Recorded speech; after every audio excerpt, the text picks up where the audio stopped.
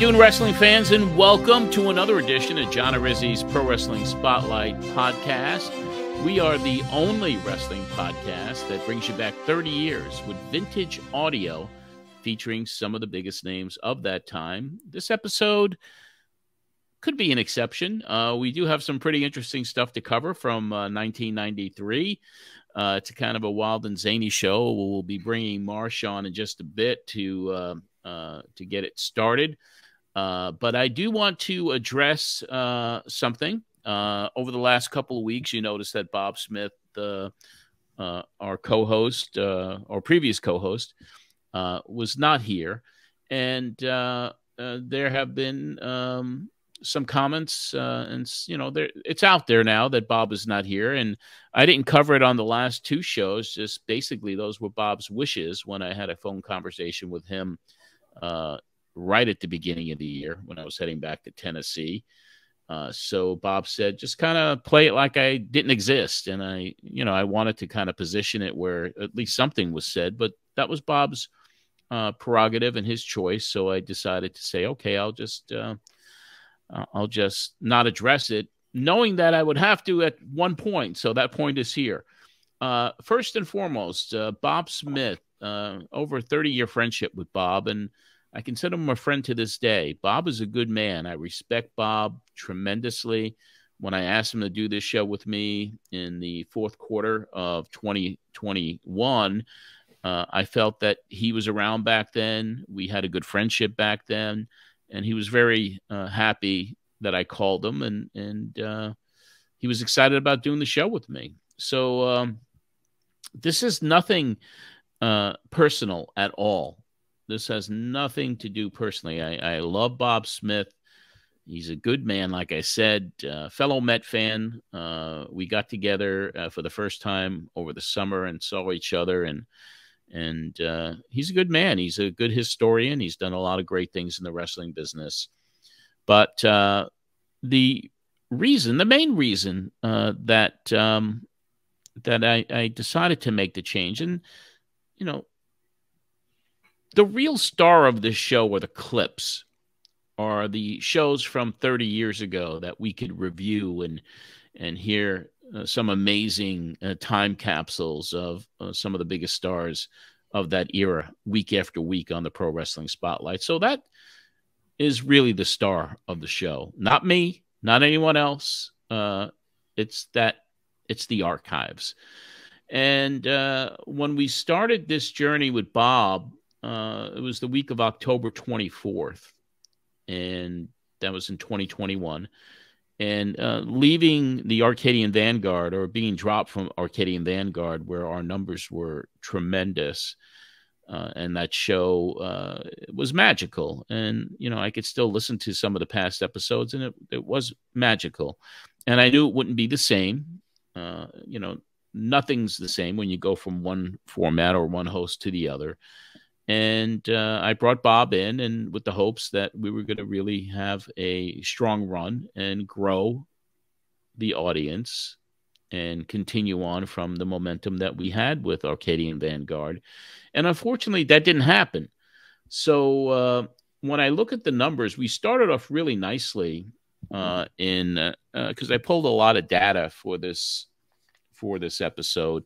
And, I don't want to dwell on it a lot, but I just want to say that the show has been going in a direction that I didn't want it to go, which means that we were losing audience.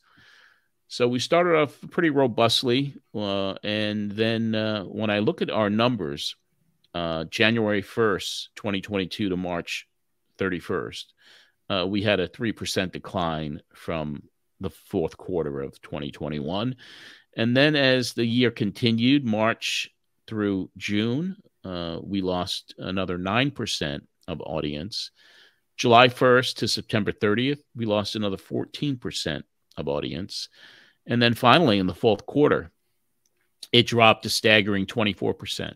So that's a big erosion. It was 50% erosion. So at that point, I'm saying, should I stop the show?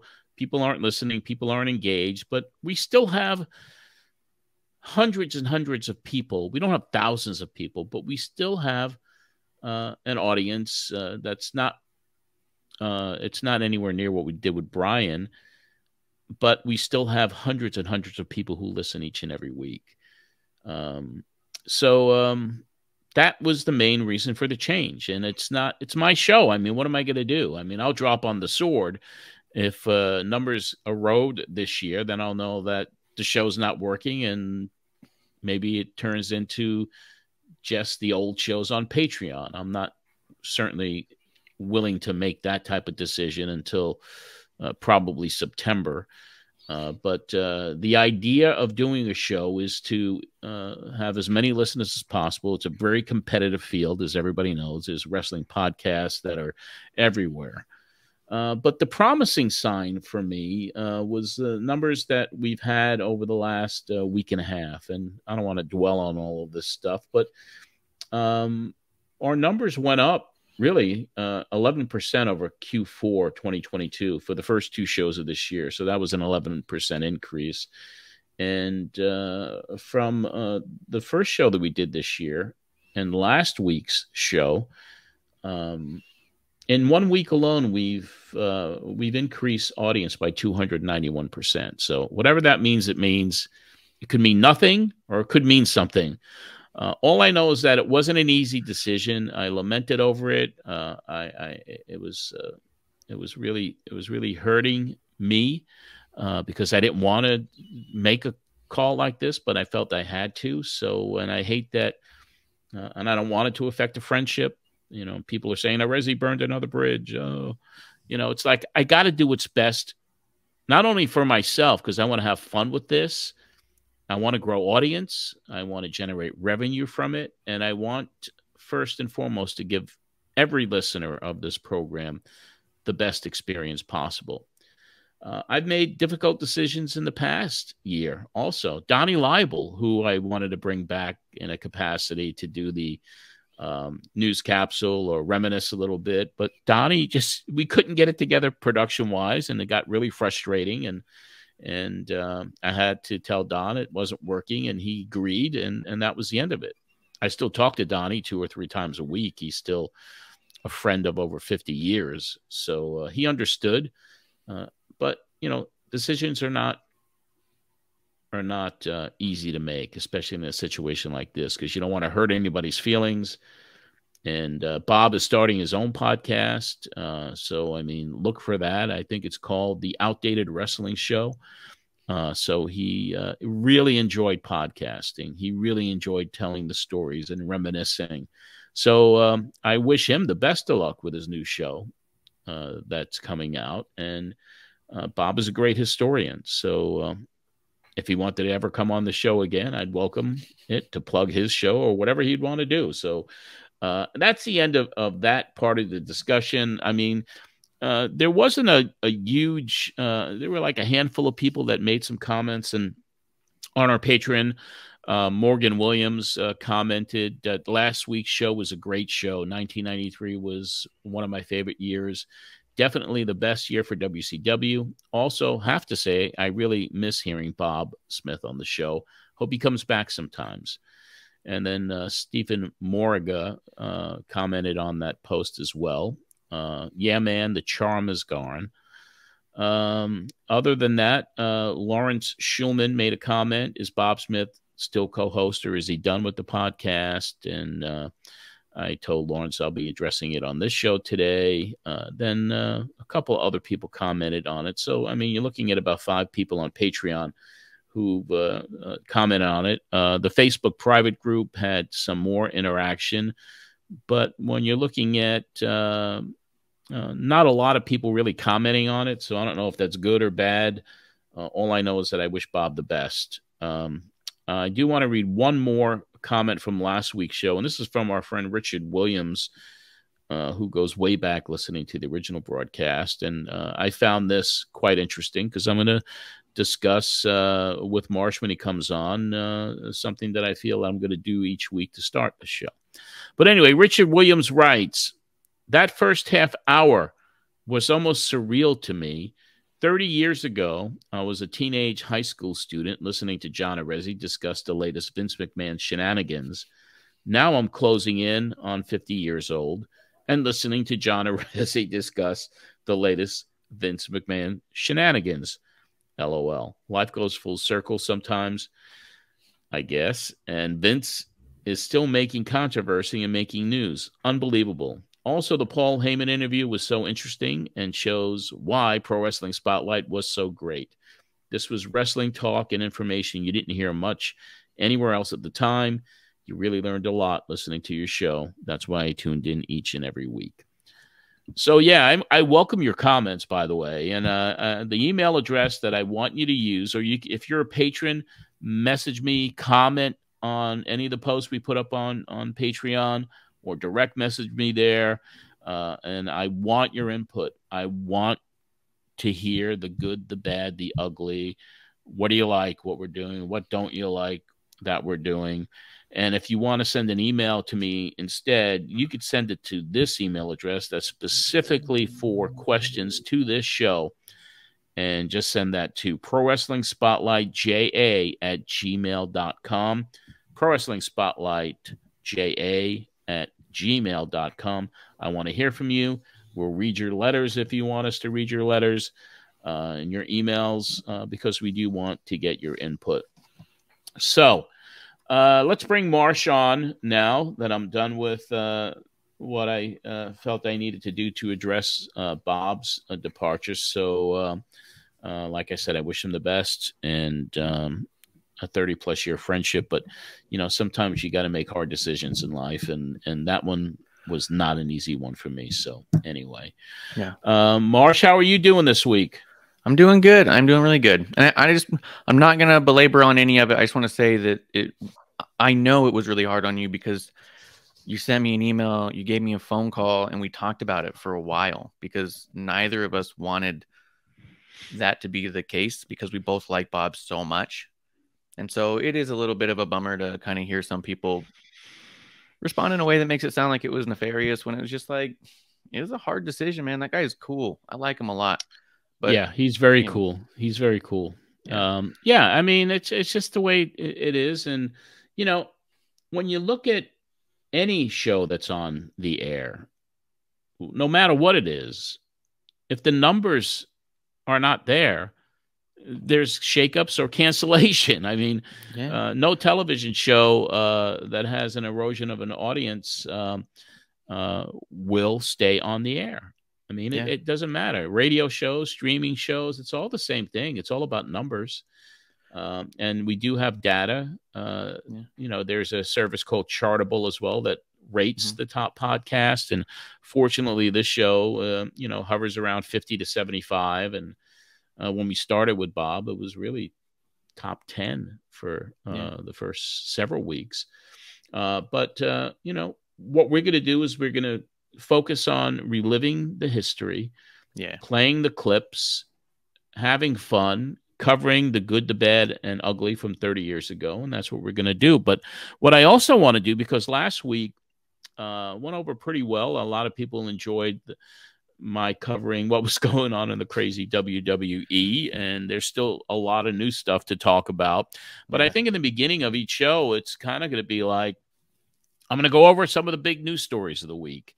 And there are two specific stories that I feel have to be talked about.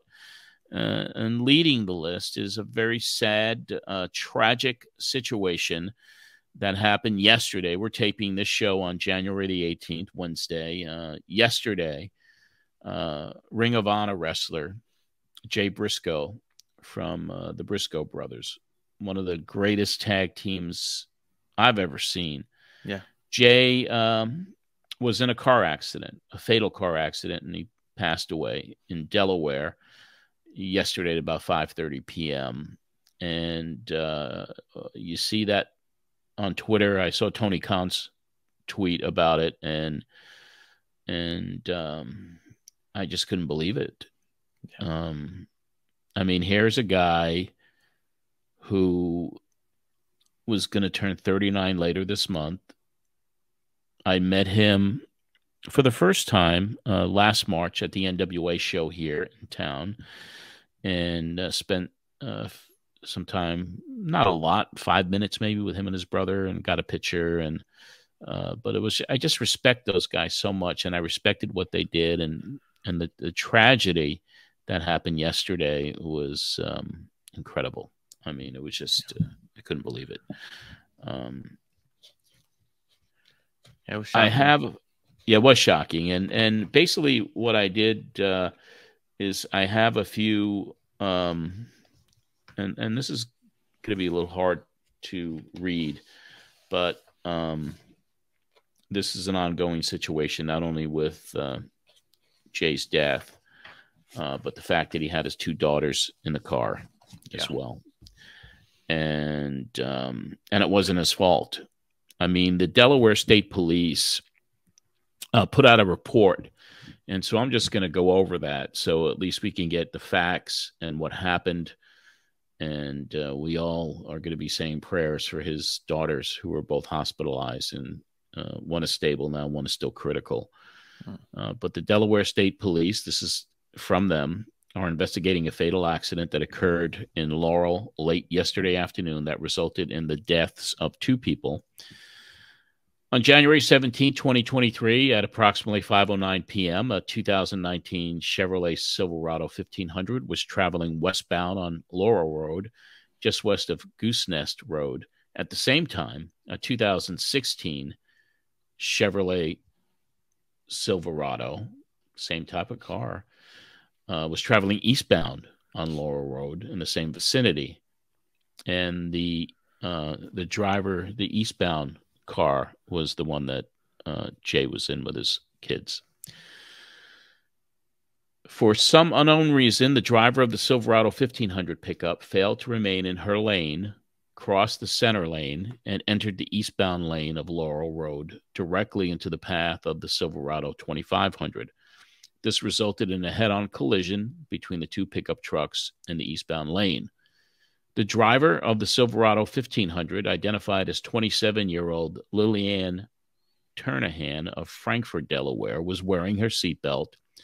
The driver of the Silverado 2500, identified as 38-year-old Jamin Poog of Laurel, Delaware, was not wearing his seatbelt. Both drivers were pronounced dead at the scene.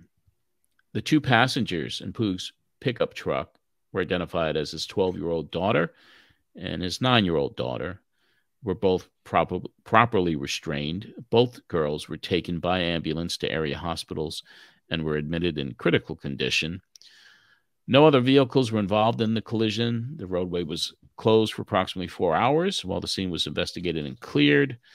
Jamin Poog is internationally known as professional wrestler Jay Briscoe.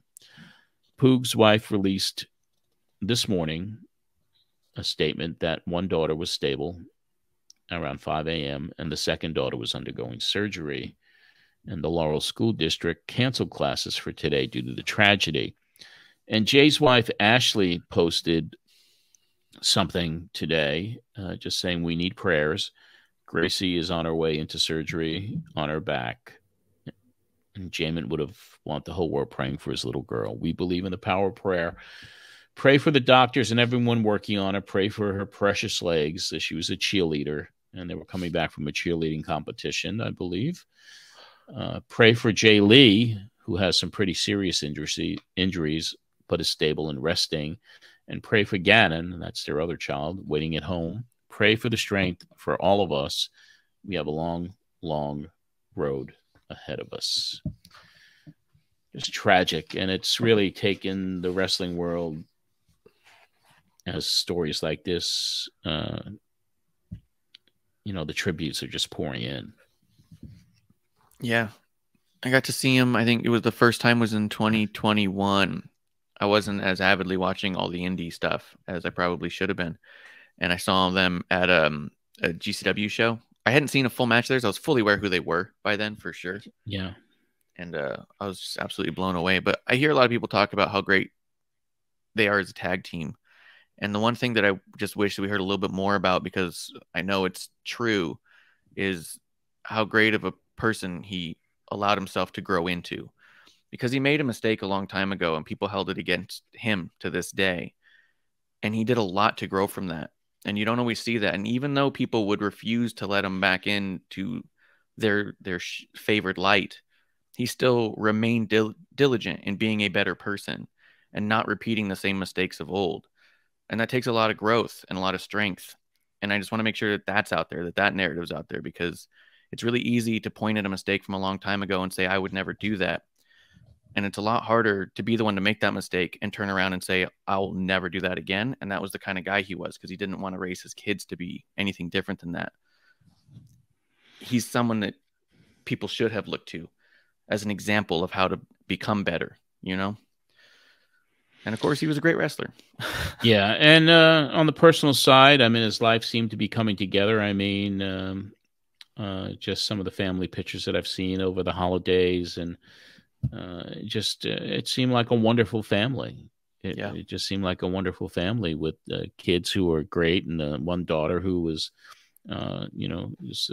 turning into a great athlete and a cheerleader and everything else. I mean, it's just sad to talk about. The wrestling business suffered an incredible loss. Yeah, and his family meant so much.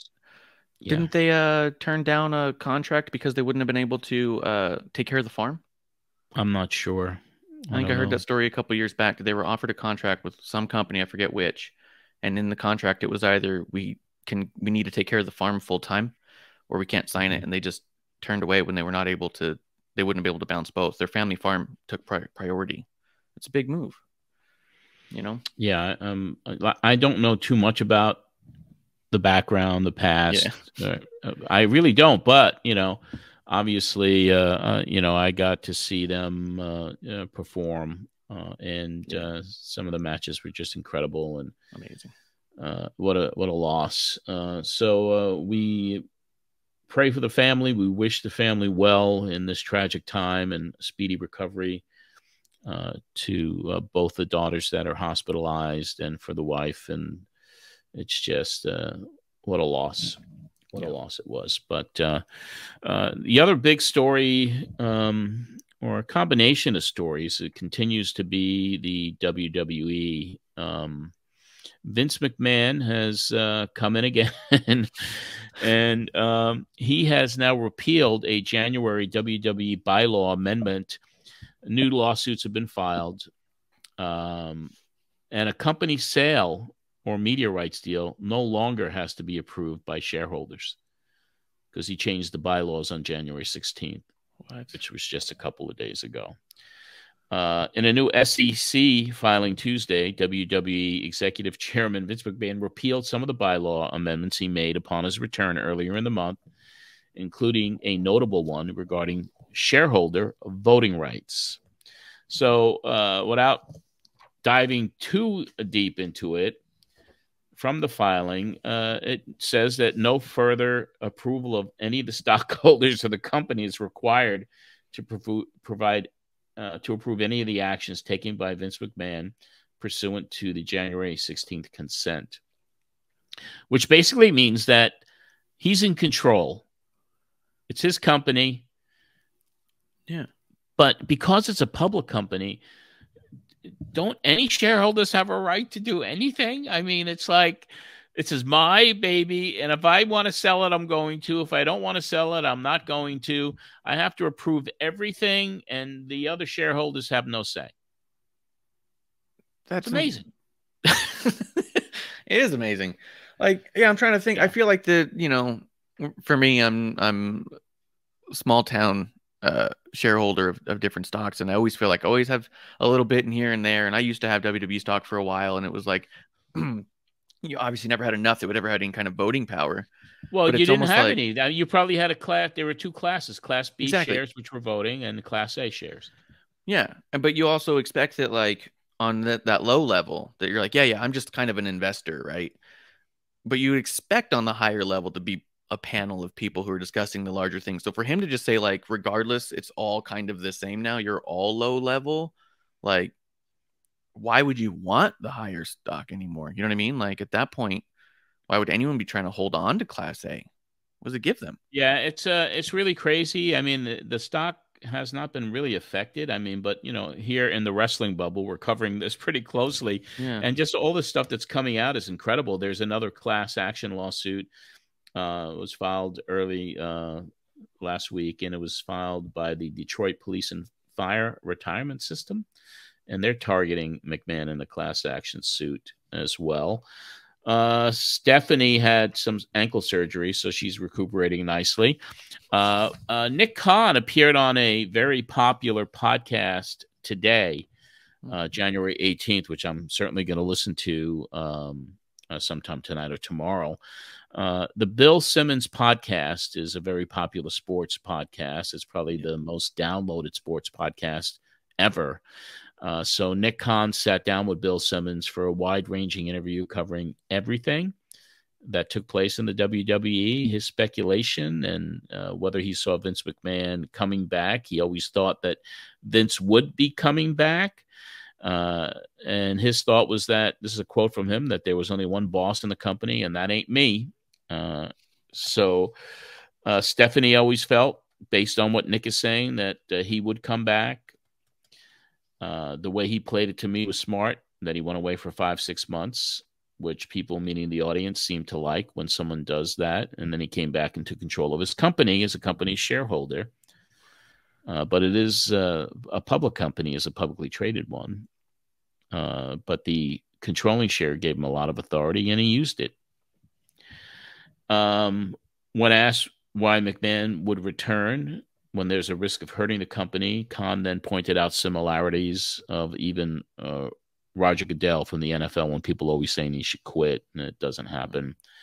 And Khan is like, no advertisers have fled, ratings aren't down, the product continues to build. So, I mean, they're spinning it like crazy on this thing, and there's a lot to digest here. And I haven't heard the podcast yet. But Khan also thinks that perhaps Stephanie's leave of absence was really interesting, and he said he didn't get involved in the family side of the business. He doesn't get involved in the business. That's rule number one. And when asked why Stephanie had decided to leave a second time after McMahon returned, Khan opened the door to the possibility of her returning to the company in the future. At this moment in time, I think she felt her work was done for now. Nothing's permanent. Life is long. Let's just wait and see. And he did dispel the rumors about Saudi Arabia buying the company. He said they were 100% fake, 100% made up. So he totally dispelled that part of it. So if you want to hear that podcast, and I know I'm certainly going to listen to it, it's the Bill Simmons podcast, and it came out today. I'm going to check it out. Also, a couple of WWE news. The Rock has been commenting on potential WWE sale. He was on CNBC yesterday, and he commented and wished McMahon the best of luck. He thinks it's a very attractive company. He's excited, and he wishes Vince and the company all the best. So he had a bunch of comments. You could probably find that on YouTube. Dwayne "The Rock" Johnson comments on the potential WWE sale.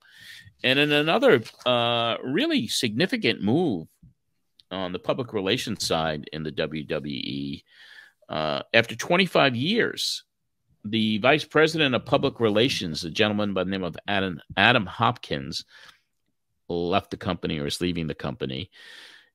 He had been there for many years, and he was the guy that would get interviews for people who were looking to interview a WWE superstar.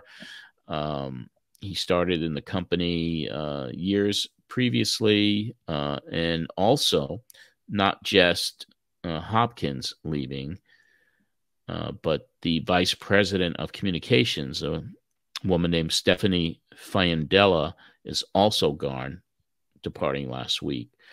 She was first with WWE from 2014 through 2019 and returned in April 2021. So their PR department seems to be getting a little decimated, especially, and it took a lot of people by surprise that Adam left. But after 25 years, he's gone. With Vince back, why do you even need PR? It's really fascinating stuff. It really is. I am like, every day there's something new. It seems like a wrestling storyline, but it's in actuality real. It's the craziest stuff because every time that someone or there's a rumor or something comes out that he's doing, almost every response for me is just like, I don't think you can just do that. And then he does just do that. And you go, wait, it's insane. He does what he wants. Yeah. And that's it, pal. And he's going to continue to do so. It's going to be fascinating to watch all of this unfold over the next several months. And is he going to sell it all? Is he going to partially sell it? He's going to want to remain in control regardless. It's going to be so interesting to watch all this develop over the next several months. And do you have any take on him removing the need for anybody else to have input? Do you believe it's because he intends to do some sort of sneaky deal with an undesirable buyer? It's still a public company, but he has the controlling shares. Who knows? Yeah, I can't even speculate on what's next and who he's targeting or who's targeting WWE and lawsuits that are still, undergoing the class action suits. The SEC is investigating. And then there's all that speculation about what else, what other shoes are there to drop? Yeah. Which could be more. And at this point, if a bunch more comes out, what happens? If he's the only executive and if no one else has any kind of voting rights whatsoever, then it's like no matter how bad it gets, you can't remove him. Yeah. Well, you can't remove him. You can't. Yeah. That's true. That's true. They did. And he was like, no. I'll wait for a few months and I'm coming back. I wonder what he did during those few months. I wonder if it was like the most relaxing few months of his life. Oh, I don't think so. I don't think he was relaxed at all. I think he was just kind of probably stressed out that he wasn't there controlling everything and that he was positioning himself to come back. And he was maneuvering and talking to attorneys and he played it. And he played it. He played it to his advantage. And now he's back in full control. And the shareholders can't say a damn thing, pal. No, nothing at all. Or else they're fired. Yeah. Yeah. I don't know. Fascinating is the right word for it because it's like those videos that are all popular right now where it's all like, oh, you'd never let them know your next move. And then like someone like reaches for like something and then something comes from the side or they like step into water and then they catch on fire. And it's just so like, whatever you think's going to happen, they're going to go a different way. That's like Vince's business motto right now. You know, whatever you think he's about to do, he's going a different direction. Well, I'm glued to the news. I'm going to be watching it. I did watch Monday Night Raw this week and happy that Cody Rhodes is coming back to make an appearance at the Royal Rumble. I think that'll be a lot of fun. And I think that if anyone's going to beat Roman Reigns, this is the guy that's going to do it. But I think it's the best story. It's the best story to do it. It's the best story. Yeah. You know, but do they switch it out at WrestleMania or do they wait? Is The Rock? I don't think The Rock is going to go near it now after everything that's going on. You know, you can't say never. You don't know. They're doing something where the entire bloodlines lineage are going to be paying tribute to Roman Reigns on an upcoming Raw. I think that's next Monday. Or I don't think it's at the Rumble. It's Monday, isn't it? At the 30th anniversary of Raw? The 30 Raw, the acknowledgement ceremony. Yeah, so does The Rock show up there and just, and kind of be the only one that is not on board with Roman? Who knows? We'll see. But I my gut is like Rock won't be there. I don't think he'll be there. I think they're going to say something that leads to a tease of it. Like, I think that there's going to be a bunch of the family members or something, and that he's going to say the whole family is here to make people go like, you know what I mean? Maybe. It's intriguing. Maybe it's part of the storyline for WrestleMania. Maybe it's not. We'll have to wait, and we'll be covering it here at least. Some of the biggest news, we'll do that at the top of each show. But it's now time to go back in history for one zany episode of the Pro Wrestling Spotlight that took place on January the 23rd, 1993. Yeah. This was a funny one. This is one where this is the type of episode that makes you buy the Patreon because hearing the whole episode is so worth it. You're not in. You're in Philadelphia. I was gone. I was in Philly. And you were at somebody else's convention which John Clark.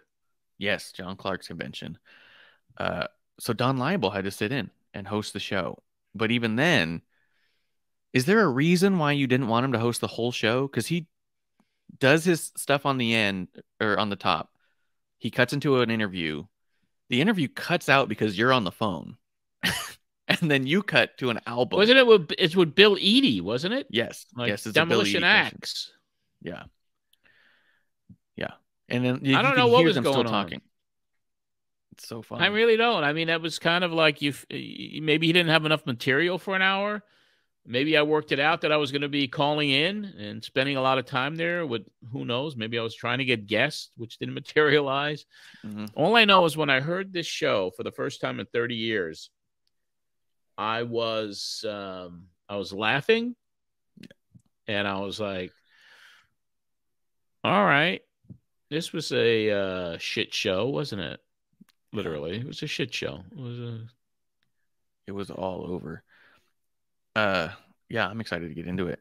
Do you want to hear how Don Liable opened the show? Oh, I think everyone would love to hear that. Because I was laughing at the beginning. I was already like, oh my God, like he's so not ready for prime time. It's so good. So let's do that. He always gave his best. Donnie always gave his best, man. Yeah. But let's start. Let's hear it.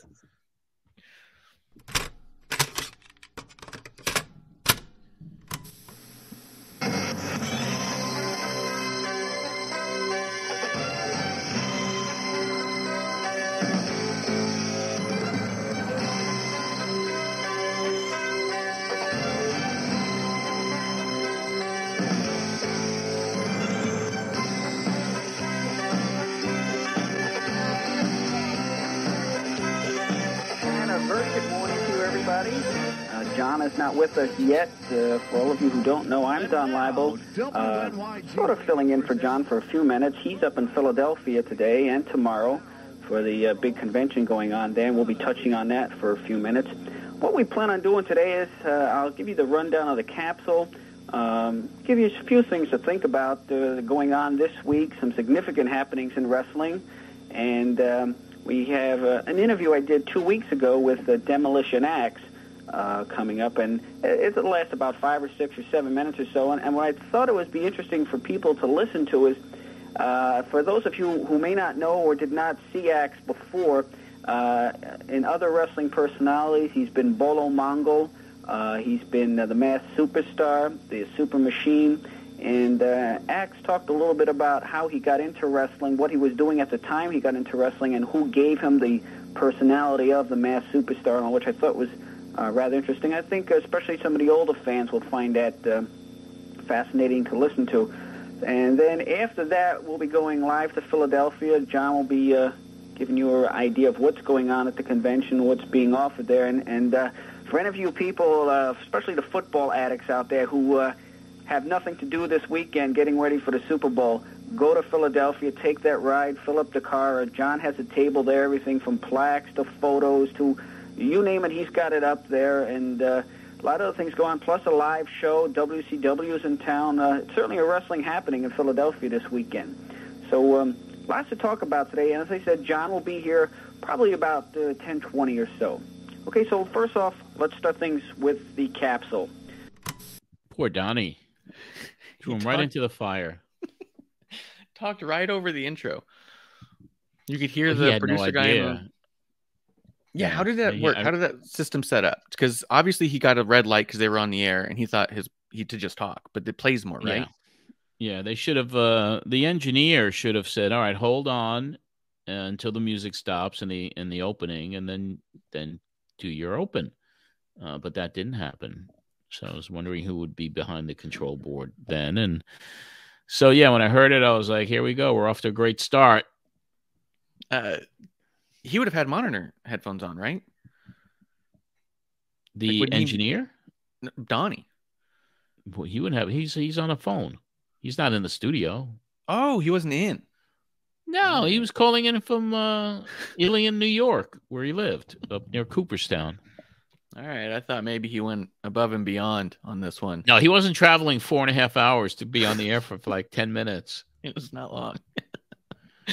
I had situations previous to that where Bruce Jacobs and Don co-hosted some episodes when I was either sick or who knows what.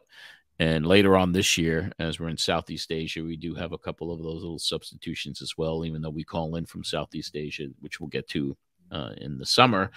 But Donnie was always there, and he's always been there. He has been whatever you needed him to do, he would do. He was my right hand. He was an advocate. He, to this day, I mean, he's still one of my dearest friends. But when I listen back to some of the stuff, he was always willing to do whatever to help the show and to help me. And for that, I will be forever grateful.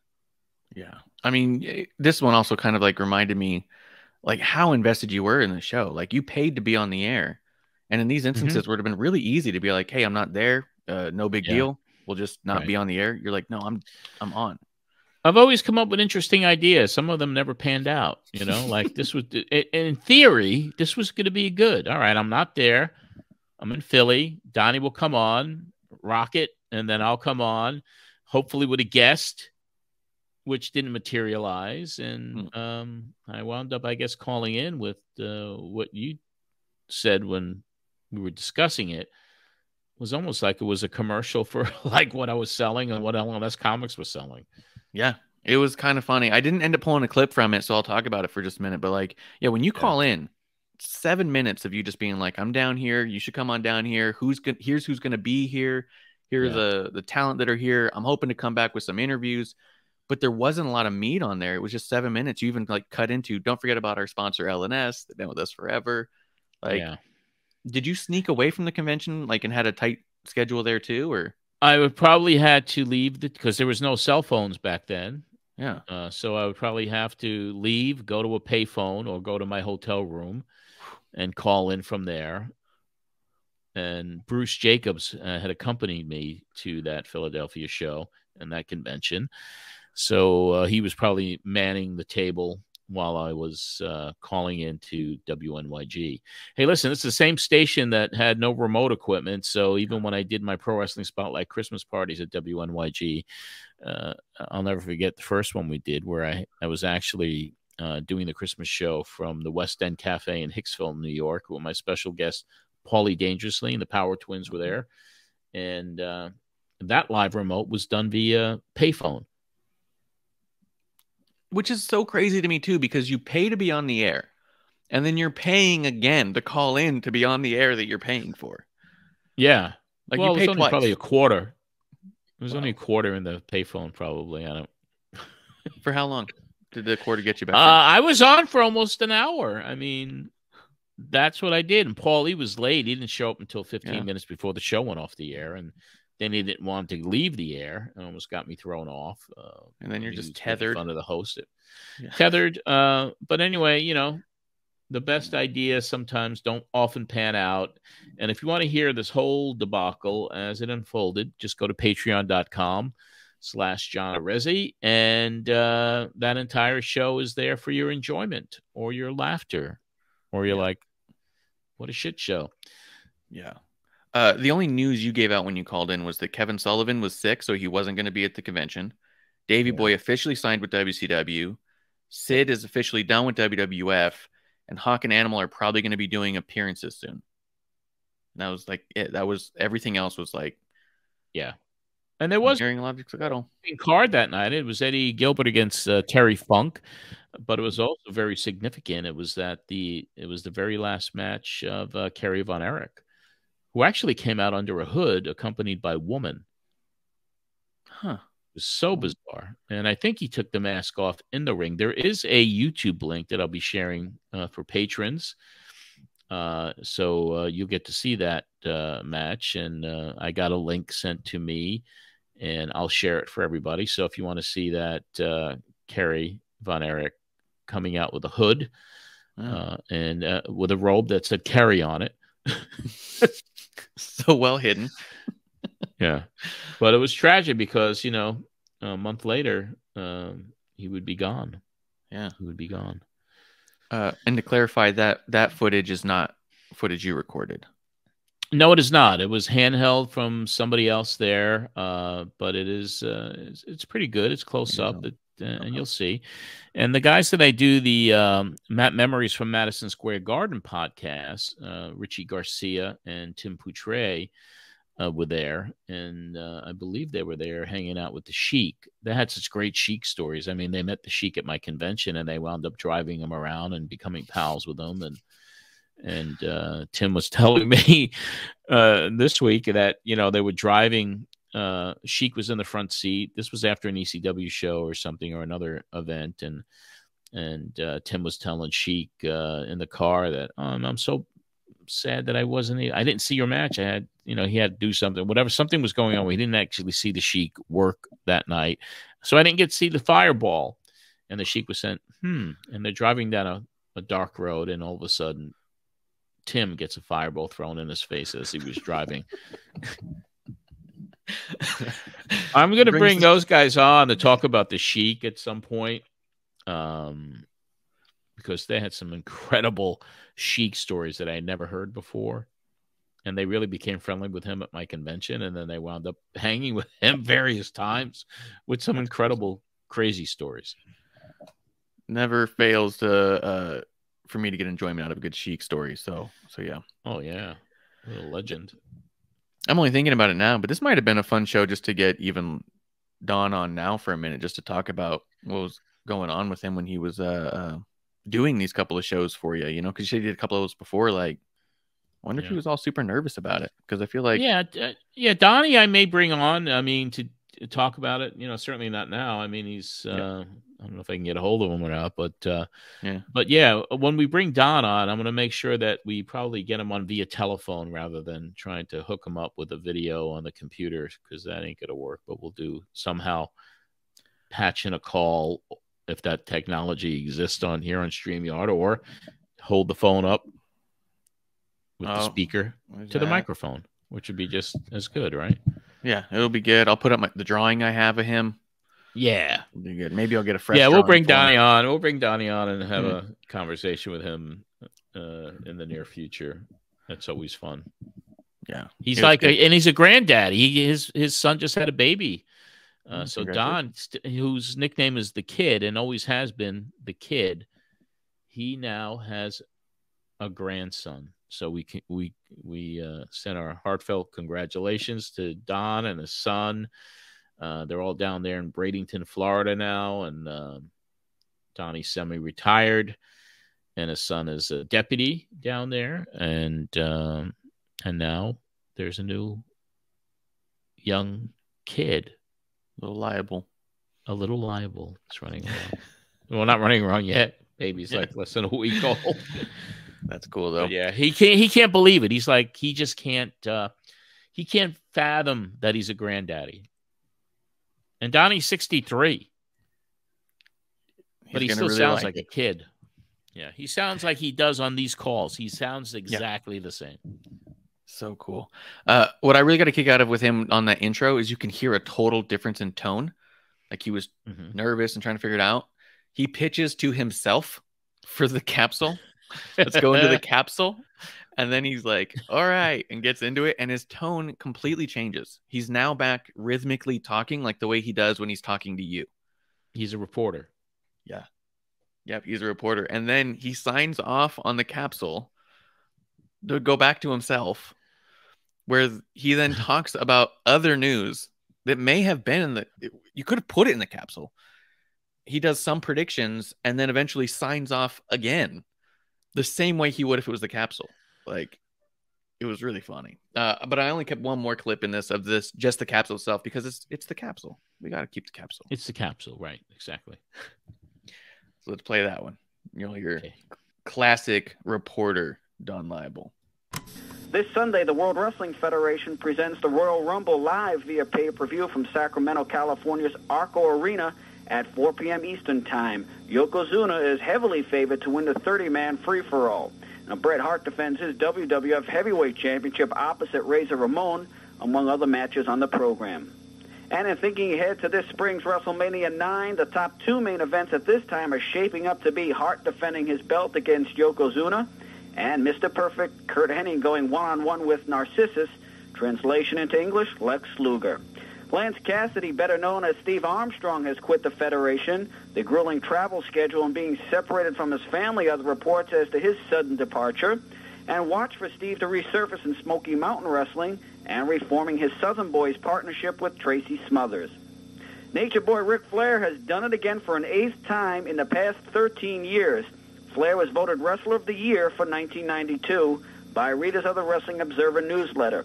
1992's best tag team, as voted by the readers, is Terry Gordy and Steve Williams. Mr. Wonderful Paul Orndorff has signed a 1-year contract with World Championship Wrestling. Orndorff is replacing Rick Rude's bookings, as the Ravishing One is expected to be sidelined with a neck injury until March. Well, that old Lawler magic continues to roll on in the United States Wrestling Association. Jerry the King managed the Moondogs for one night only, as their regular cornerman Richard Lee was unable to be in the Mid-South Coliseum for the showdown build, as the last chance the Dogs would have at regaining the promotion's tag straps from Ron and Don Harris. And the Moondogs came away with the victory and the championship. The Dynamite Kid, one half of the original British Bulldogs tag duo, made a return to the ring in his native England recently, challenging Rollerball Rocco. While the Kid had been suffering from back injury related to his ring escapades in the past, Rocco was forced into retirement last year due to a heart condition, and there's no word whether either will be making a return to the canvas on a full-time or part-time basis. And tonight in Philadelphia, as part of the festivities of the Legends of Wrestling Fans Convention weekend, Terry Funk opposes Eddie Gilbert in an I Quit match. Kevin Sullivan tangles with Salvatore Bellomo, and Davey Boy Smith will appear in a lineup at the Philadelphia Radisson. That's at the airport. Finally, this week in pro wrestling, 16 years ago, in 1977, it was in San Francisco at the Cow Palace. Pepper Gomez and Haystack Calhoun defeated the Valiant Brothers. In Detroit's Cobo Hall, the Sheik and Abdullah the Butcher, they came away with a victory over Dick the Bruiser and Tony Marino. And as we go west in Portland, Oregon, it was Jesse the Body Ventura pinning Mike Ryan.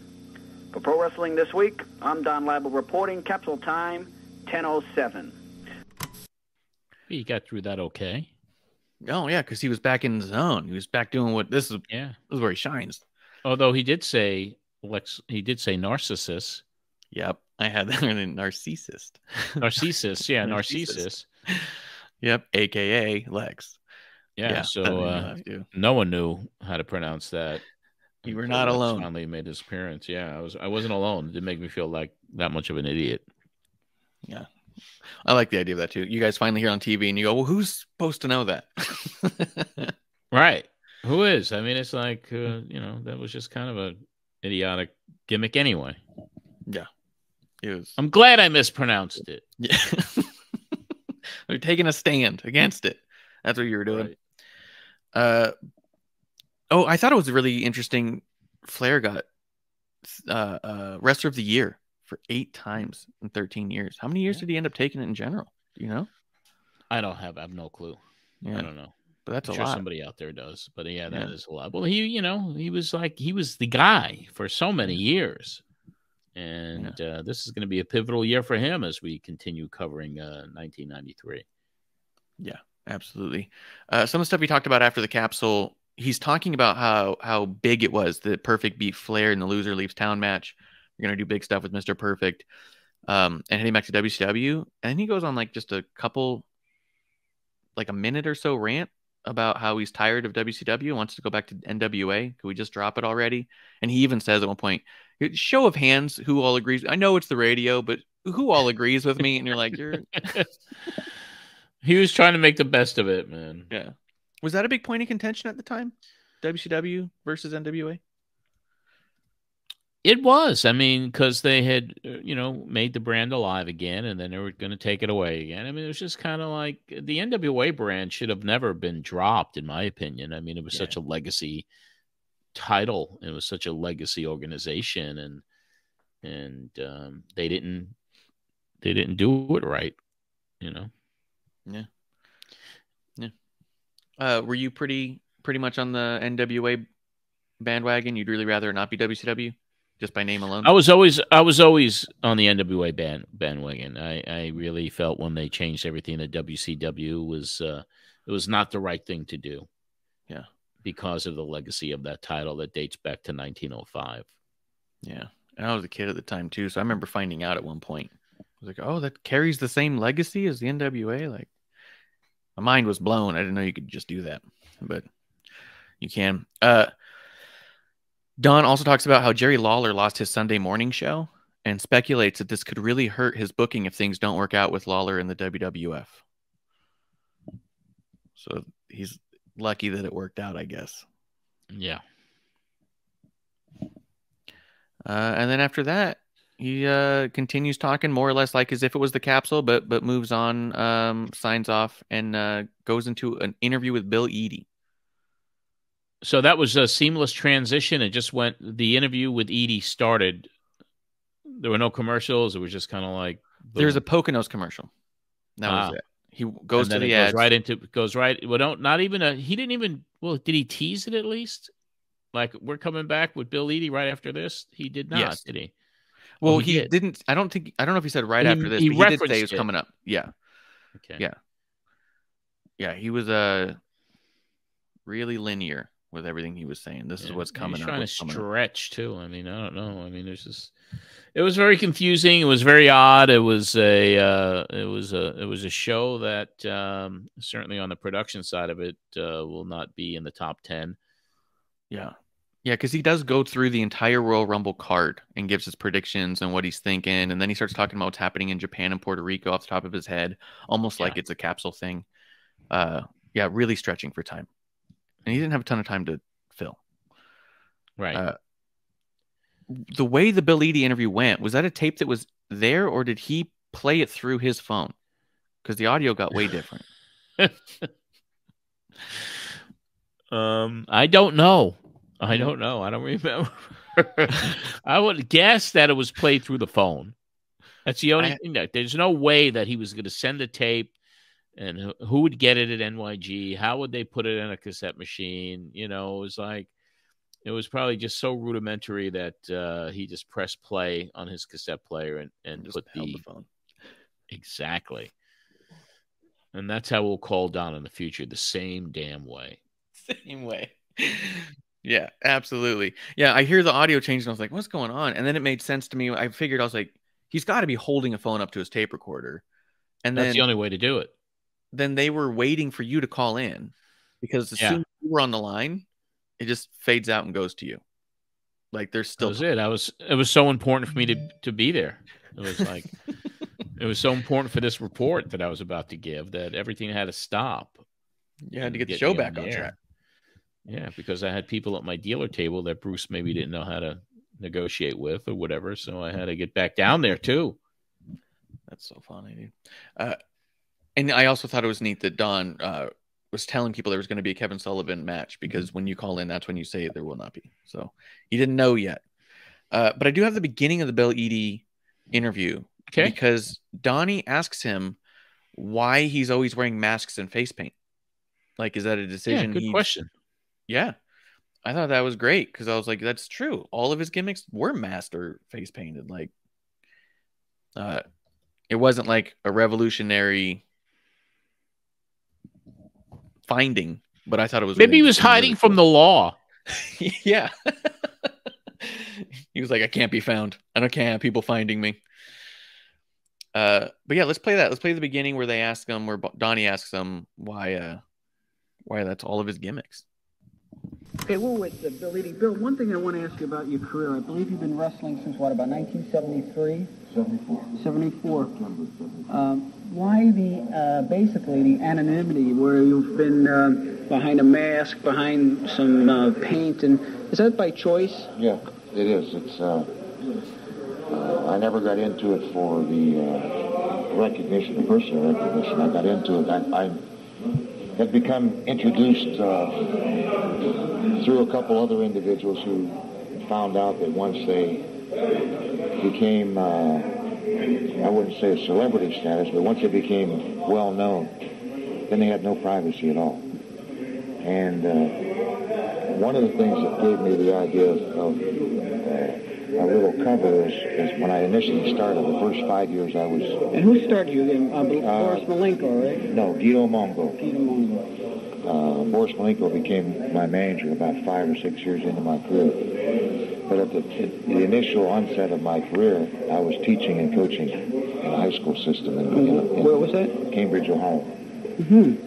And I didn't have the luxury, of course, of coaching and wrestling. They didn't want that. They didn't want that situation. So, in order to get into wrestling, I had to sort of protect my identity because of conflict of interest. And then I felt comfortable with it because I got involved in wrestling, but I also had a private life. I had a wrestling life, and then I had my own life. Because I used to see a lot of the guys would go to a resort area or something like that. Well, even though my character was more popular than them, I wasn't badgered. I could sit down and have an enjoyable meal with my family. I wasn't followed to my room, followed to my car, harassed. That glory when I went to the ring, then I had that. And when I got out of the ring, and I was just Bill Eadie, average Joe, which I enjoy, and I still enjoy it now. As Donnie says. Yeah. Oh, he wanted to be anonymous when he was not in the squared circle. Yeah. And I liked the tone of this interview because it sounds a lot like it sounds like they're just sitting there having lunch, just bullshitting. Like Donnie's a really good, relaxed interviewer, you know? I could probably picture him interviewing Bill. It's probably him in the locker room, Bill in a chair, Donnie's, kneeling down as he always does with the microphone in his face. But Donnie was a good reporter, and he became friends with a lot of important people in the business as years went by. I do have to say one thing, because it was kind of ironic. We were just talking about the Sheik. Yeah. And no, he's not back. He didn't come back. But I heard from I just got a text from Tim Poutre, actually, and he just put a photo of the Sheik with "Rest in Peace, the Sheik" on the 20th anniversary of his passing, the greatest villain in history, June 9th, 1926, January 18th, 2003. Wow. So today's the 20th anniversary of the Sheik's passing. Wow. What are the odds? Yeah. What are the odds? Exactly. But it was a really good interview. Worth getting the Patreon. He talks about the Mass Superstar idea, where it even came from, being trained by Dino and Malenko, Guido in Japan. Talks about starting a security business with Bully Busey as a big somebody nudged him in that direction. So I thought it was really cool. It was really cool, but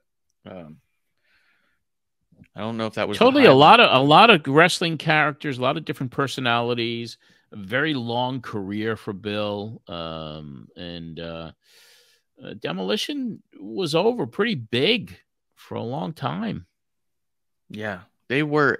And even as a kid, I always thought they looked so crazy. And when I look back on it too, just the way they looked, the way they dressed in the paint, I'm kind of surprised that it took so well. Like, I would have thought it would have been an uphill battle. Well, it was the WWF's version of the Road Warriors. I mean, that's kind of what it was back then. I know that's always been the comparison, but I feel like they look so different.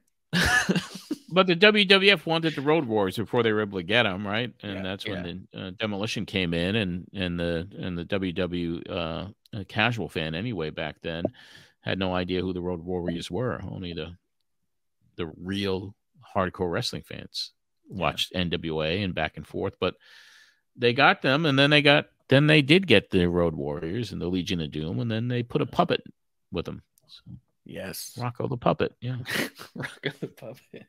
They just came out with a Rocco the Puppet toy like a year or two ago. From back then? Yeah.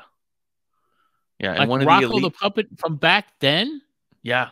There was one of the Elite series had a little like build your own Paul Ellering, and one of the pieces of the build Paul was Rocco the Puppet. So when you got the whole set, you have a new Paul figure that has Rocco the Puppet. That's bizarre. It was so weird. I was like, of all things. And if I remember correctly, I have to look. I think it was like the China figure came with Rocco, because like how the series works is like one will have like the head, one has the torso, one has the legs. So one of them just had the puppet, and so it looked like an accessory for the wrong person. And that was in the China action figure, like Joni Laura. Yeah, I'm pretty sure. If I remember correctly, it was something weird like that, where it's just all like, why does she have a puppet? And then you have to look at it and realize it's a Build-A-Figure, and you go, oh, raking it in. It's genius. This is the part where you call in and we talked about that. You were on for a short time, but you were pitching it to a Freddie Blassie album. I Bite the Songs. That's right. Yeah, what was I going to do to fill up the rest of the show? And I guess I left the album for the engineer to play. And I took my chances because in 1985, when I had a Pro Wrestling Spotlight show on WNYG and one show with George Napolitano, we had the Captain Lou Albano History of Music album, which we played, and then we got thrown off the air. I was going to ask if there was any kind of copyright issue with doing this. Well, why would there be? You could play stuff back then. It was an album. You're a radio station. Could radio stations play entire albums? They didn't have absolutely to stick to the before the consolidation of stations, and they, back when I went to college, yeah, we had two stations in Boston, WBCN and WCOZ. I think there were two stations that were album rock stations, and you could play whatever the hell you wanted, just front to back. When I was a DJ at college, at Graham Junior College, I had an overnight shift on the weekend, which wasn't really good because you'd be out partying and then you have to go on the air for 5 hours. I'd play like entire sides of an album. You were allowed to do that. That's awesome. Then, not now. No, yeah, absolutely not now. That's why I was like, he's just playing this whole thing. It's one of the reasons why I did not clip the Pencil Neck Geek song. I want to encourage people to find it, though. Oh, that's a phenomenal song. It's amazing. Nothing but a Pencil Neck Geek, man. I almost was like choked up. I was smiling so much listening to it, and it reminded me of like kind of what makes all this so perfect, the wrestling world, this bubble that we've allowed ourselves to get dropped into. My dad was not into wrestling at all. Never liked it. But I heard that song a lot growing up because he loved Dr. Demento. Dr. Demento, legendary figure out in Los Angeles. Yes. He was a DJ. He was one of those DJs that would play whatever he wanted. He had a crazy show, and he was friends with Blassie. And there was another guy named Glenn Bray involved with that album production, and Glenn was a member of the Freddie Blassie fan club years ago when I had it, and he got into the record business. But yeah, that Blassie album, if you're a patron, that this entire show with a lot of that album can be heard on it. And it's classic. It's all over the place, though. It's so like fun. The Pencil Neck Geek song. And then there was a song on it called Blassie King of Men, which I don't even know was on this broadcast or once listening to it. I don't know. But there were promos that were cut from the Olympic Auditorium. It was an album that was filled with no consistency. Like there was no rhyme or reason for the way each track was laid out on this album. None. Because it went all over the place. And I can definitely see why. And it was hysterical. And so I did pull a couple clips from it because it did make me laugh. But there's ones where it sounds like he's in a lounge and they're playing a piano and they're just pitching him people to just talk smack on. Like you said, there's a couple, like you said, just straight up promos from a match coming up, Yeah. And in the middle of it, like not even at the beginning, they have this clip that we're about to play that could have probably got you kicked off the air when you listen to what he's saying. And it's in the middle where it's a parental advisory ad. Like you're not even starting the album with it. You're putting it in the middle. Like you're already this far in, I'm surprised I didn't hear any shit from WNYG's management, once this was heard or if it was heard. luckily, the owners of the station weren't into the studio that day like they were in 1985 when Captain Lou's History of Music was played, and we got ceremoniously bumped off the air. How vulgar was Captain Lou in his album? It was just craziness. It was Captain Lou's History of Music. It was just kind of a very bolsterous Albano, and it was like it was just wild and crazy is what it was. It wasn't anything derogatory, but I had an 80-year-old owner that was walking in the lobby of the station as it was being played, and they're an oldie station, and he's like, "What is this on my station?" And the next, it was the following Monday. It's like, well, your wrestling show's been canceled. I said, we only did 1 week. Why? It was that music that you were playing. It was that music. Yeah. Well, because Freddie in this is he says words I don't think you're allowed to say anymore. Yeah, of course you can't. You can't say any of it. You can't say nothing today. But incidentally, when we're talking about that Captain Lou's History of Music, and we're talking about that one show in 1985, Pro Wrestling Spotlight, and Tully Blanchard was on that show as well with George and I, as Captain Lou was in an interview and the album. It's on Patreon. I have the tape. It's been digitized. It lives on. It lives on forever. They didn't know what they had when they canned you on that one. That is right. Let's play this parental advisory because I listened to it once and I was laughing so much that even when I went to go edit and make sure that everything was timed right, I was really careful not to listen to it again because it was so funny. I wanted to wait to hear it again till now. I didn't want to be desensitized to it. No. Classy Freddie Blassie. 20 seconds there. Christ, where is he? Fred, thank God you're here. Okay, hold on to your horses. 15 I'm seconds here, there. let's go. We're going on live in a few seconds. Patch me in. 10 seconds. You see the monitors, Fred? Yeah, I see him. Okay, let's go for a level. 5 seconds. 1, 2. Rough night, Fred? Don't remind me. Here we go. Quiet, please. 4 seconds there. Although the following recording has been edited for home listening, certain portions pertinent to plot and character development may not be suitable for all family members. Therefore, if younger persons are currently listening, parents are advised to murder the little bastards. Wring their scrawny necks. Get them in a gut and rotate. That's right. Sucker punch them in the balls. I'm telling you, I hate a loser. Cut the music. Every time I see those snot nose. Cut the music.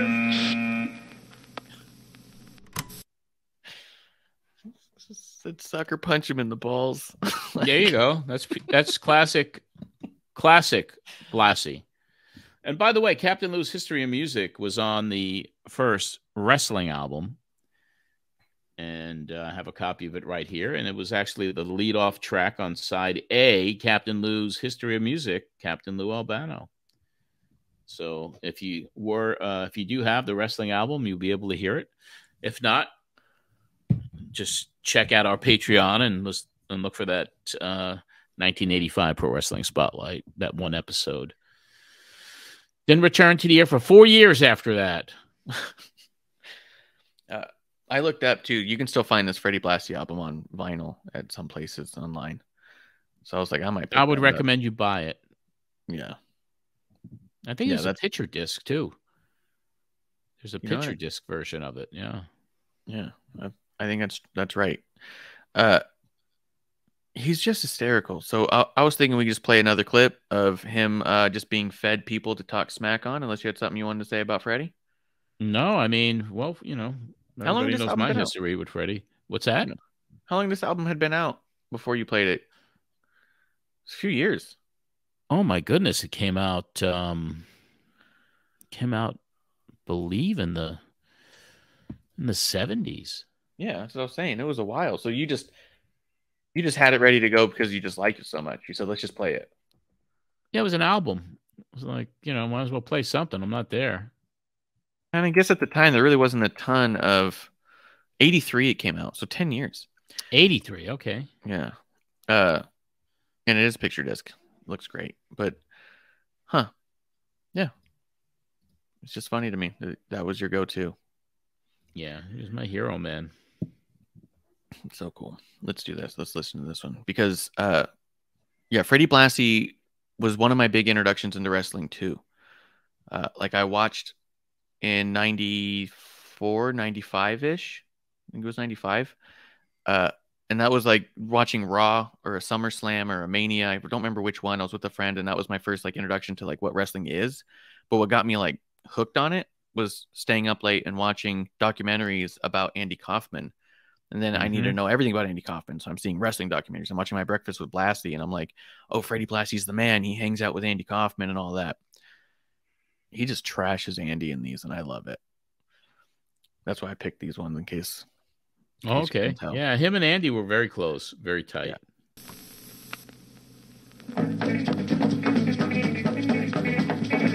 Listen, you pencil neck geeks, you've seen the rest. Now you're looking and hearing the best. Freddie Blassie, the Hollywood fashion plate of wrestling. You know, all the other pencil neck geeks are so uncoordinated that they can't walk and chew gum at the same time. Hey, Fred! Yeah? Hey, I'm a big fan of yours. Well, that don't cut no ice with me, Jack. I'm Blassie.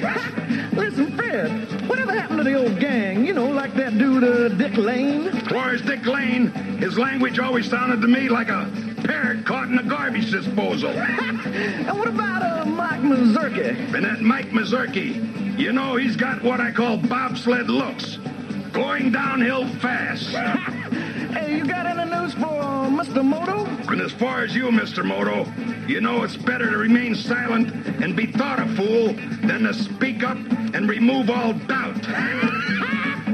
Hey, Fred, what about this new guy, this Andy Kaufman? I know for a fact that this pencil neck geek Andy Kaufman has been a failure in everything since he was kicked out of school. First, he had a job as a garbage collector, but he was fired because he was always eating on a job. Then he lost his job as an elevator operator because he couldn't learn the route. Now he wants to become a wrestler. A wrestler of what? Midget women?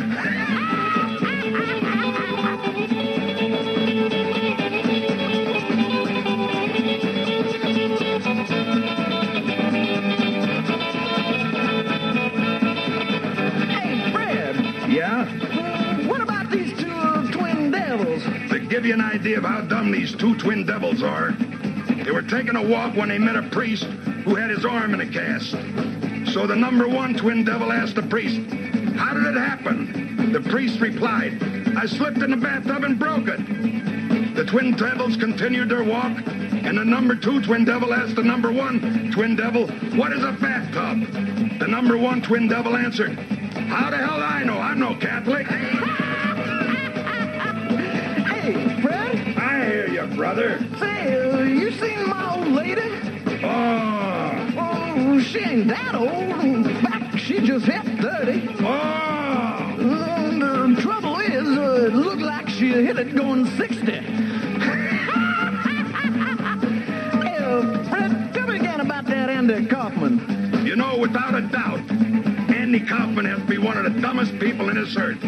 One time he was going fishing, so he went to a bait store and asked the clerk, how much are worms? The clerk said, all you want for $1. Andy answered, okay, I'll take $2 worth. Shows you the mentality of that pencil neck geek.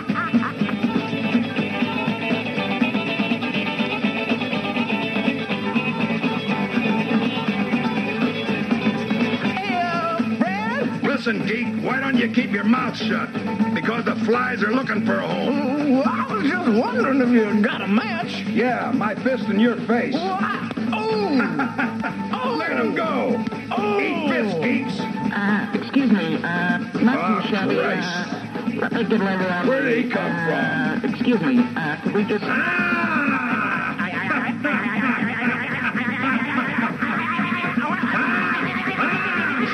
Better sign off until next time, Fred. Until then, good night, good luck, and good riddance.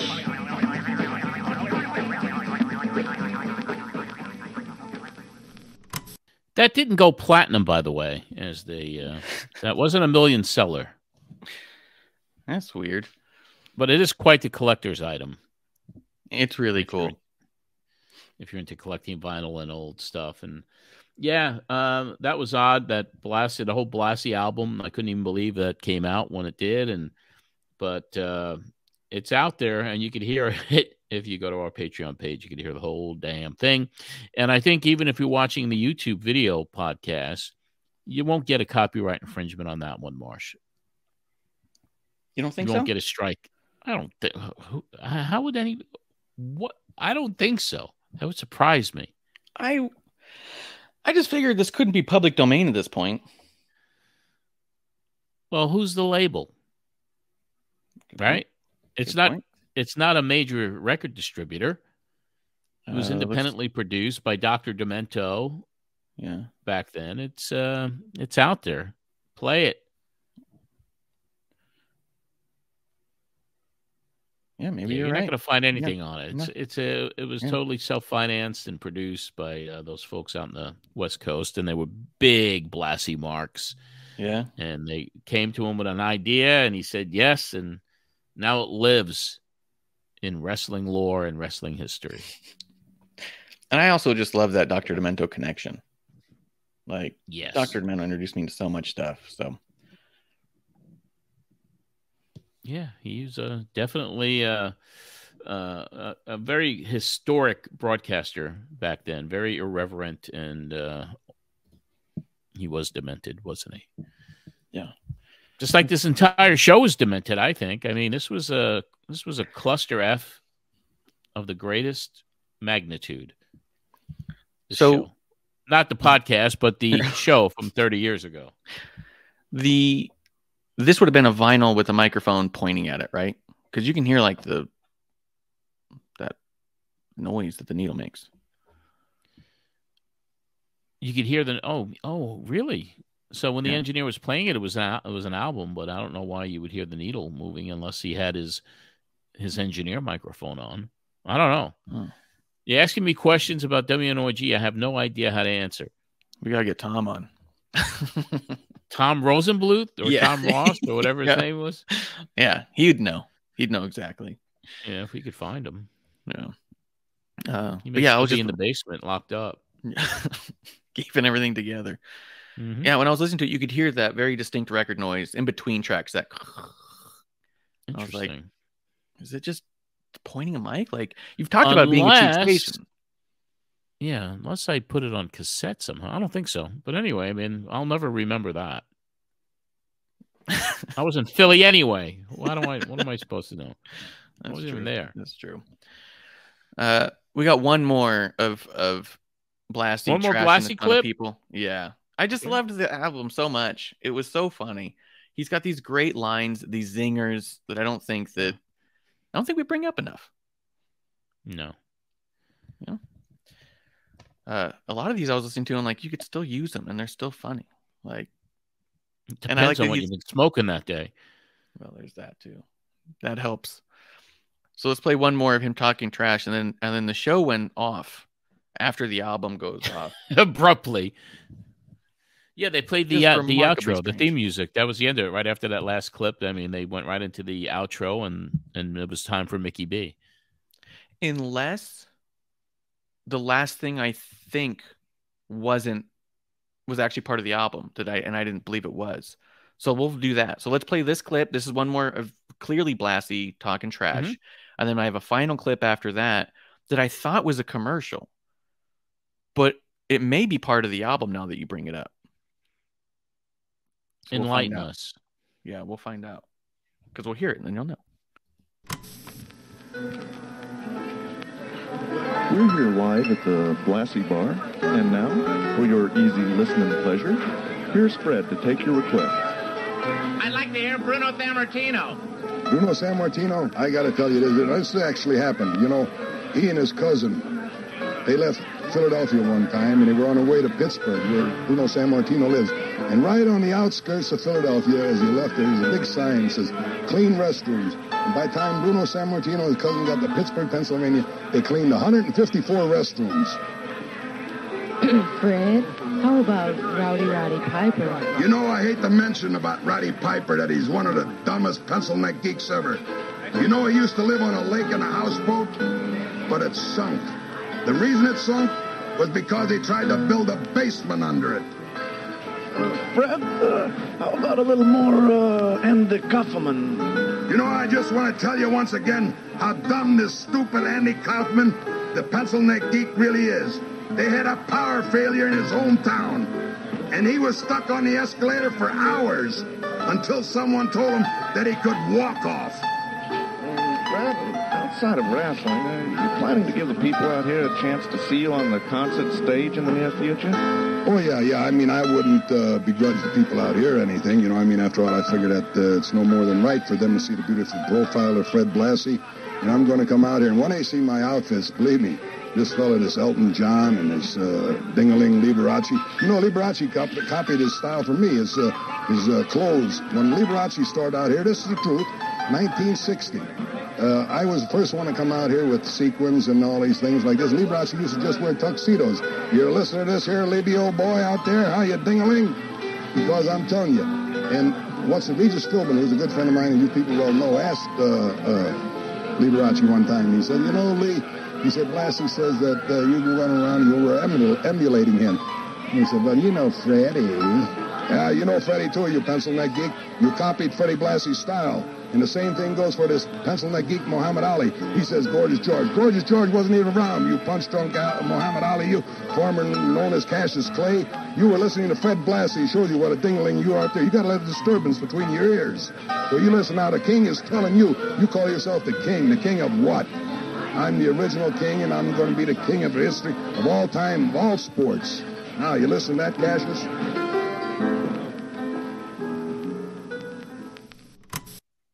Just nice, mellow. Yeah. Who was the pianist? Yeah. Just classic stuff. Classic stuff. It was. It certainly was.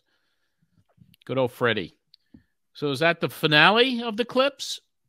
The one last clip is what I listened to like 4 times. You did? Yeah, because I was trying to figure out what it was. Because I was like, this can't be what it sounds like. Yeah. Well... So, because right before the outro music just goes, there's this. And so I was like, so this is clearly part of the show. Because they wouldn't play this and then the outro after, right? And that's the reason I left it in the full version, too. Because I was like, well, it sounds like a mystery, doesn't it? Yeah. Maybe I could help decipher it. Yes. Let's play it. I believe what is a commercial for pain relief of some kind.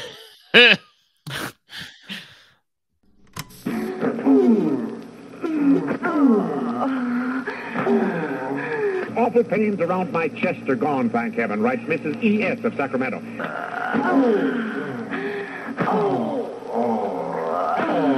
Mrs. K says, my husband laid aside his back brace 3 days after using it, and Mrs. C.S. writes, I'm nearly over that awful pain.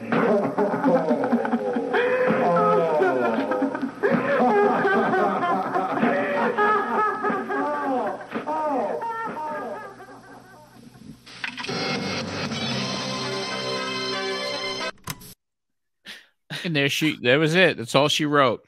That's all she wrote. The theme song, it was Dick Lane was the announcer voice there. Okay. And he was a world famous wrestling announcer, KCOP Studios, Channel 13 in Los Angeles. They did a Saturday show, and Dick Lane was the voice of wrestling in Los Angeles for the English-speaking wrestling show. Very historic figure and very dear friends with Blassie, and Dick Lane, legendary figure. But as far as what he was talking over, you all kind of know what was going on there. Yeah. I was sitting there trying to figure it out because I was like, is this a commercial for like a pill or an ointment? Like, what? Because I was like, I think the idea is that your pain goes away so you can do these things. But produced by Dr. Demento. What else can you expect? Yeah. Yeah, off the rails for sure. So that was part of the album then. That was how the album ends. That's how the album ends. And then, of course, the theme song to take us home. Yeah. And segue into Mickey B's Jukebox Review, which I'm sure whoever was listening towards the end of that, imagine the audience, like who was waiting to hear Mickey B The classics. And you tune in like 5 minutes before Mickey B show, and you hear, you know, like people who are like having sex with Dick Lane, reading like commercial notes for pain reliever. Especially the appointment listeners to Mickey. Don't want to miss Mickey. Get it on the radio station already. They're looking at each other.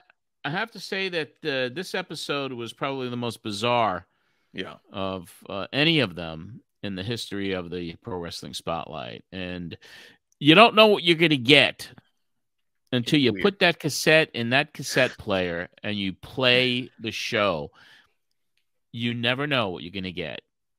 And this was one where, you know, hindsight being 2020, was it a good call to even play it? What do you think out there? Let us know. Yeah.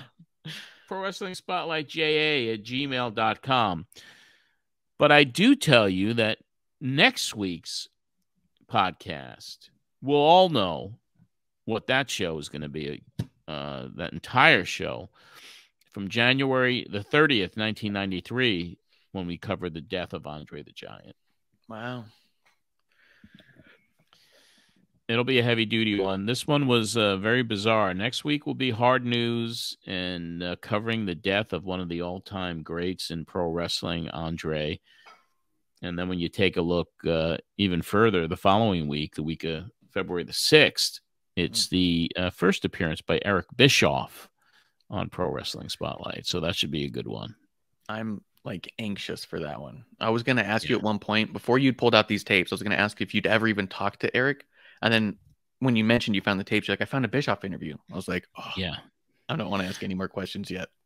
Yeah. And Bischoff, I mean, WCW had a great relationship with me. They'd actually plug the show, plug the Pro Wrestling Spotlight on their New York-based TaylorMade New York show. And they also promoted my wrestling fan convention. I think it was the one this year in 93, because Bischoff was becoming prominent in WCW, and he gets on the air and he hosts after Paul E gets fired. He hosts that New York based show, and it continued for several months because he could have promoted it. Wow. I remember watching it and talking about how, you know, Weekend of Champions was coming up. So was he anyway? In Eric, no, okay. no. He was on the phone. He was on the phone. But it was funny because Eric, he did a local radio show out in Wyoming that I was a guest on last year. And the first thing, after not talking to him for a lot of years, the first thing he said to me, you know, hey, doing, John? Hey, he goes, let me ask you a question. Was I an asshole to you years ago?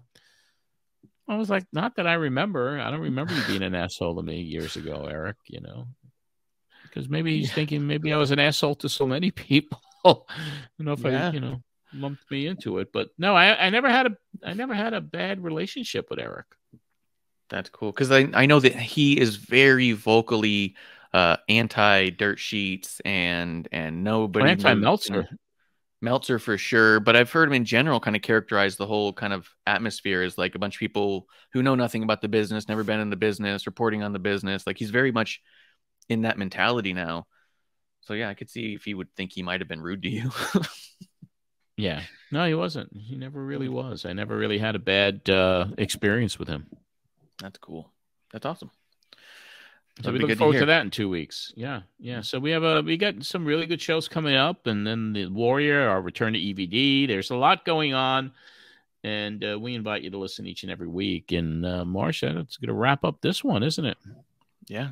I think a little short and sweet one. I think it was pretty good. An insane show to go over. It was pretty insane. It really was, and I do want to remind everybody, and I have something new to bring up actually, because I've always been active on eBay. You know, I've been a member of eBay since 2001. So I decided to do a clearance. I'm clearing out a lot of shit that I don't use anymore or watch. I mean, I'm going to put up some wrestling stuff up there. I just put up about 50 items, and it's my username is Matt Memories on eBay. So right now I have, if you're Kiss fans, I met. And in my book, it references when I went to a barbecue by my grandmother's in 1976. Her best friend was Lydia Criscaiola, who eventually she married Peter Criss. So my grandmother was best friends with Lydia's mom, and we were invited to a barbecue by their place, and she was always talking about this band Kiss. This band is, Lydia's husband's band is doing really good. They're called Kiss. I didn't know who Kiss was. This was right before they broke big. So anyway, I go to this barbecue, and there's Peter Criss, and I got him to, got his information, and he signed a photo. Actually, Rogers and Cowan was a PR company. He'd gotten a group picture, the original 4, from 76 by Rogers and Cowan, one of their first publicity pictures, signed, and a solo picture of him. So I have those up on eBay. They're framed nicely with tempered glass. And they are, I had gotten them letters of authenticity by PSA DNA. So they have full certificates of authenticity, and I have letters that go with each photo of the entire story on how I met Peter Criss. So that's up on eBay now, because once I found those in a box,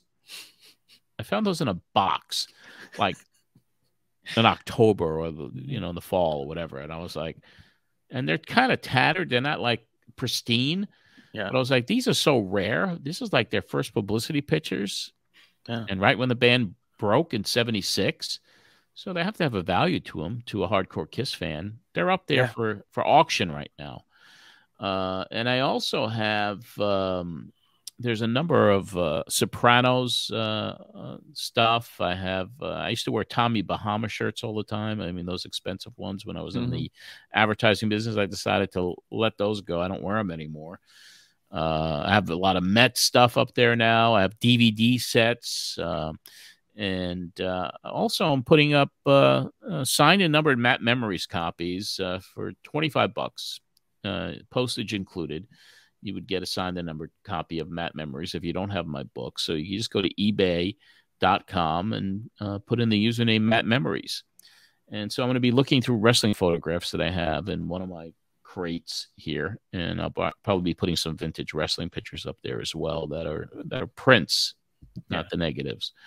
So we'll be doing that, and right now there's about 50 items up there on that eBay page, and browse it and see if there's anything that interests you, especially if you're a Mets fan, if you're a Sopranos fan, if you're a fan of Tommy Bahama, if you're a Kiss fan, and there'll be all kinds of stuff. I decided that why am I keeping all this stuff? It should go. It's taking up space. And there's a lot of people who are always on the hunt for something cool like that. The fact that you saved it to begin with already has people, I'm sure, just hoping. Yeah, that's all my stuff. I owned all of it. I mean, the Soprano I have is really it's like a varsity bomber jacket of the Sopranos that I got from HBO, and that's up there. And I got $125 bid on that already. So it's awesome. Yeah. So anyway, cool. So check out the eBay site, and you'll be able to see some really cool stuff that I owned, and now I decided to part ways with, because I got about 50 Met jackets. I mean, over the years, I was like, I had jerseys, tons of jerseys and T-shirts. I have Subway Series 2000 stuff that I never wore that have tags on it. That I put up for auction. This shit is 23 years old, and I never wore the stuff once. Yeah, when my grandfather passed away, we went into his office, and we had found basically every hat we had ever given him as a gift, because we kept giving him like Boston hats. Yeah. And he only wore like the same 2 ever, but he had a collection of all these other. Hey, I'm like your grandfather. Then I have a box of hats a box of Met hats. Spring training games, during the season, every type of design. And I'm like, I don't even wear hats. Yeah. Yeah. What was I doing this for? I would put it on at a game, and I have the worst hat hair. So I'm like, why did I buy a hat? I don't wear them. I was going to put those hats up eventually. But there's all kinds of interesting, weird oddities that'll be up there on that eBay site. And you may find something that interests you. Maybe I'll put up this this wrestling album with the Captain Lou's History and Music on it. That's a good collector's item. Because it's like at this point in my life, I may have I'm going to show you something really fast. Yeah, this is kind of a cool thing. Yeah. This is a Tony Schiavone bobblehead. Look at that. Isn't that kind of cool? And he's got his dog on there too. And his dog was Bug, was his name. Yeah. So there it is. Maybe that'll go up someday. Who doesn't want a Tony Schiavone bobblehead? I don't know, man, but you know, it is a collector's item. That's all I could say. Tony Schiavone bobblehead. So good. So anyway, that's it. I want you also, everybody out there, patreon.com/John Arezzi. I push it every week. And our Patreon does pay for this production. You know, Marsh doesn't come cheap. So Marsh and the monthly service to distribute this show, that's what Patreon takes care of. And I want to thank everybody for joining and who's staying members. You know, our 85 strong number doesn't go up. It doesn't go down every month. At the end of the month, it's always 85 or 84 or 86. But thank you. Every one of you are appreciated. And we'll be bringing on another patron in a couple of weeks to review one of the shows with us. Probably the Eric Bischoff show. I think Nate Maxson is the next guy, and he hosts his own podcast that I was a guest on this past week. So, Marsh, I want to thank you, as I always do each and every week, for your participation in this show. Yeah. Thanks for letting me come back again and keep doing it. I'm having a good time with this. Yeah, it's fun, and we'll of course be back next week to cover the 30-year anniversary of the death of Andre the Giant. My goodness, 30 years, and we have it all. It's a compelling show because I heard it, I uploaded it for you in the Google Drive, so both of those parts are in there now for you to do your magic with, and it is a really somber show talking about the death of Andre the Giant, but Frenchie Bernard, who worked with him on his farm, who lived on that farm with him. And also I got to, matter of fact, I have to get a hold of Chris Owens, because Chris is the foremost Andre historian out there. And he got in touch with Frenchie Bernard's wife, Jackie, who lived on the farm with Andre. So they said they wanted to come on the show to discuss Andre. So that will probably be on that show next week. That'd be great. I will get a hold of Chris today. I'll let him know that it's next week, and we'll schedule that taping. And my goodness, having them review the show with us will be pretty damn good.